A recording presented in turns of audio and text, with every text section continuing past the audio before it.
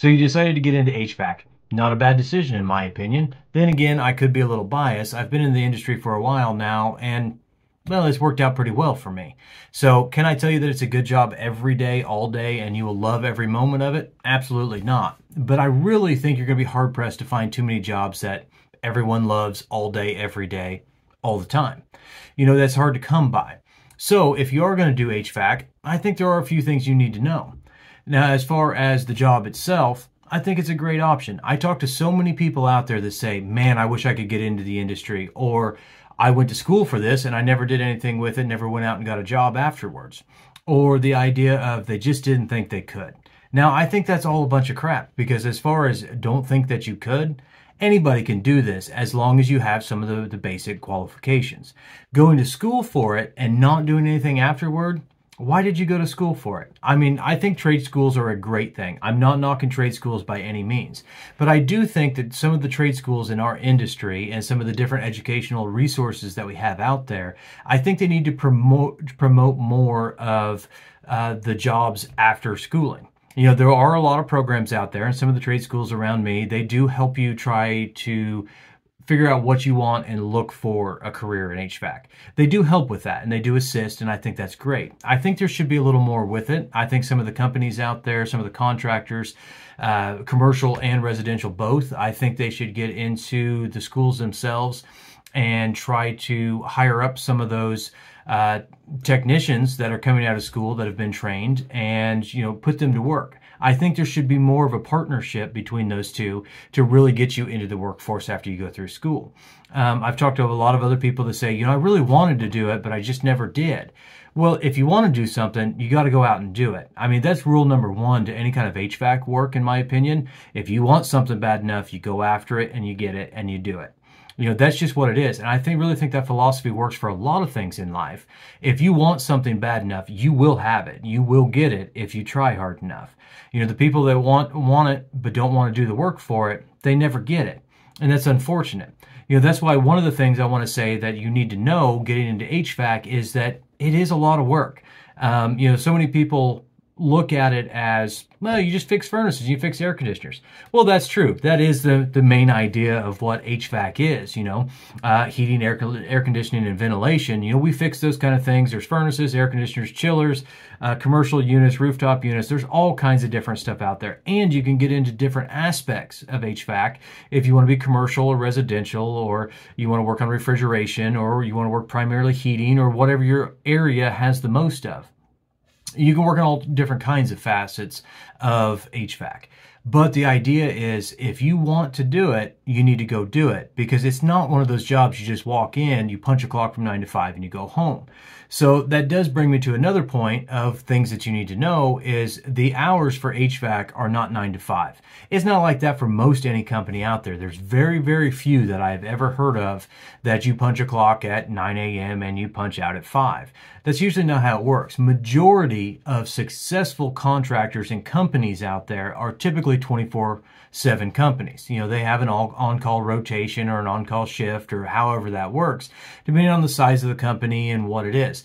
You know, so there has the potential to be long hours.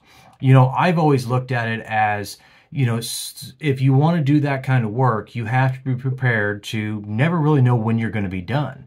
You know, in the years that I spent on the road as a service tech, you know, my wife got used to the idea that she didn't always know what time I was going to be home. Did she always agree with those hours? No, not necessarily. Did I agree with those hours? No, not necessarily either. You know, sometimes it's very inconvenient. There's things that we miss. I couldn't tell you how many things that I missed when my daughter was younger, or we did things at home when I was out on the road, and I could have seen things that I did not. That happens. That's one of the things with this industry. Again, it is not a 9 to 5. You don't punch out when the whistle blows at 5 and you get in your car and you go home.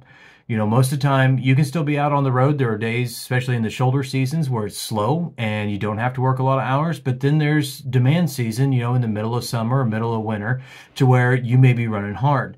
Or you could be in the refrigeration industry and they run hard all the time. You know, everybody needs their product to stay cold or to stay frozen, one way or the other, coolers or freezers. And so, you know, that demand service is really there. So we do have to think of that. because, I got used to the fact and the idea that Monday through Friday, I didn't make plans. That's what it was.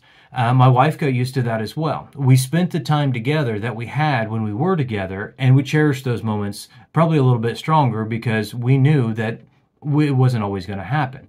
So there is a lot of time out on the road. And then you have the idea of the different type of work that you have to do. There are houses in residential that you don't necessarily want to go into. You have buildings and different commercial properties that you don't really want to work at. You have the potential of people being upset because it is a customer service industry. So at that point, we are dealing with peoples and companies and different things like that sometimes can be friendly and sometimes not. So there are a lot of different things that you have to work with. The other thing is you probably should be a pretty mechanically inclined person. If you're not, you may struggle a little bit. I'm not trying to deter you in any fashion. I think anyone can learn this line of work without any real problem. It's not really rocket science by any means, but you do have to have an idea of how things work, or the idea of being able to take things apart, put them back together, and make them work the way they're supposed to again. That is one of the things that HVAC kind of requires. I've talked to so many people, and they make the joke, they say that, well, I'm just not smart enough to do HVAC. Now, I'm here to tell you, if I can do it, I'm pretty sure anybody can do it. So the intelligence level, I don't know if it necessarily factors in there. Obviously, you have to have a certain level of intelligence to be able to do the job, but that comes with most jobs. So I really do believe that anybody could probably be trained if they are determined and willing enough to learn and to do the work. So, I'm not trying to look at all the negatives here because there's plenty of positives. You also look at, if you want to look at the positive side of it, we can look at pay scales. Typically, trades actually make very good wages. All the different trades are different, but HVAC does rank up there pretty high in the different levels. And it also depends on what company you work for. Some companies do better than others as far as benefit packages and wages and things like that. But in reality, the HVAC industry, the pay scale is pretty good. It depends on what area you are. I could throw out numbers of all kinds, but it all depends on where you're at. If you work in the city, the wages are higher, same as the cost of living is higher there. Or if you live in a more rural area, wages are a little bit less, but the cost of living is down, so it all kind of balances out. Really, there's no problem in the HVAC industry, I don't think, for, people to start out doing, $50,000, $60,000 a year in rural areas, and could be $70,000 to $80,000 in city areas, and then either area be over $100,000 at some point. A lot of it depends on how much effort you're willing to put in. Because one of those things are, you have to look at that a business pays you, whoever your employer is, be it a big company, small company, a corporation, or a small mom and pop, they are going to agree to pay you a wage. Once they pay you that wage, it's up to you to make sure you earn what you want to earn. So if you want to make more money, chances are you need to work more hours. They're going to agree to a fee. You can't just all of a sudden wake up one day and say, hey, you know what? I want to make $20 more an hour. You should give that to me or I'm not going to do it anymore. Chances are, in most cases, that's not going to work out well for you. So you have to be reasonable with it. We have to be willing to put out the work and the effort. And that's not just our industry. That's not just HVAC. I think that works for pretty much anyone and everything out there with a job. You have came to work, and even if you did or you did not sign a paper contract, in a way, even if you didn't, you signed a verbal contract. They agreed to pay you so much. You agreed to take that pay and come to work. And you agreed to do the job that they asked. So, that is an agreement between the employer and the employee. And I think that's in every industry. Again, they all work the same. You've agreed to do a job that they are willing to pay you for. So one of the big things is you have to put in the hours. But moral of the story is that HVAC is profitable. It can always be profitable. The job will always be there. There will always be work to be done in some fashion because the systems are going to change. The scope of work that we do is going to change, but it'll always be there. They will always need us. So the job's always there. That's another plus. The other thing, one of the reasons that I have done it for so long is because I like the interaction with people. It is a customer service business. Even though people want to say, oh, well, we just fix furnaces, we just fix air conditioners, I don't like to talk to the people. You know what? We are fixing those furnaces and air conditioners for people. Even if you work commercial work and you go work on rooftop units or chiller systems or even commercial refrigeration or any of that, you're fixing those things for someone. So there is customer interaction there at some level. Now, me personally, I enjoy residential work because I get to talk to so many people. I cannot begin to tell you how many different types of people I've met over the years. Some of the stories you want to hear and some of them you don't, but that's just part of the great mix of what it is. We get to go all kinds of places. We get to meet all kinds of people and do all kinds of things. And that all adds up to a win to me.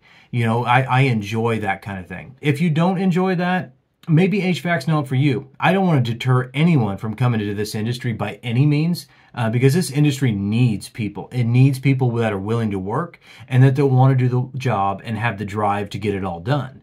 So, I always want to promote the trades, and I definitely want to promote HVAC, but there are so many benefits that they absolutely outweigh any of the lesser things that we don't want to see.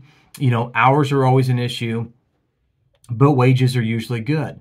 Time spent away from home sucks, but the benefits that we get out of it, getting to meet all those people and do all those different things, we get to learn all kinds of things about all kinds of people and do all kinds of things. It really is a benefit, and I really do believe that the positives outweigh the negative. So, just a couple of those things. I'd like to do a couple of these videos on, so you wanted to be an HVAC tech. Just to give you kind of an idea or maybe some insight on some of the different things that it takes to be a tech. If you have any questions, hit me up in the comments. Otherwise, thank you and God bless.